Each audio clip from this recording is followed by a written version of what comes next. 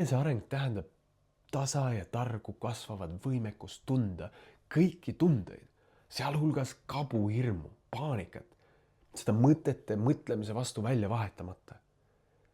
Teekond tervenemiseni on kõigil erineva pikkusega, sõltuvalt inimese sünnipärasest geneetilisest pärandist, temperamentist, epigeneetilisest taustast, sünnitrauma intensiivsusest, ema kõhus kogetud kogemuste pagasist ning hilisemast elust ja elukogemustest.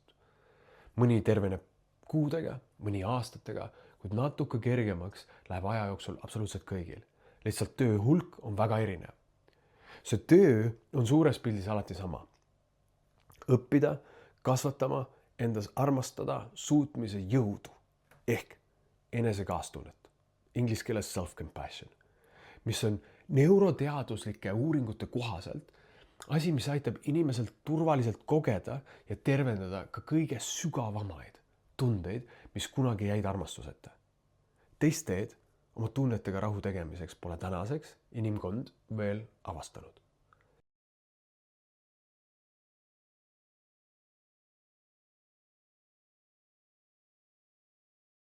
See areng tähendab tasa ja targu kasvavat võimekust tunda kõiki tundeid, sealhulgas kabu, hirmu, paanikat, seda mõtete mõtlemise vastu välja vahetamata.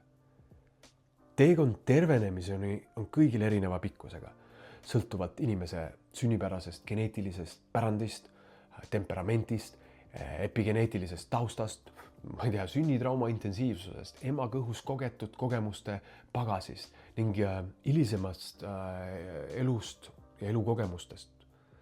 Mõni terveneb kuudega, mõni aastatega, kuid natuke kergemaks läheb aja jooksul absoluutselt kõigil.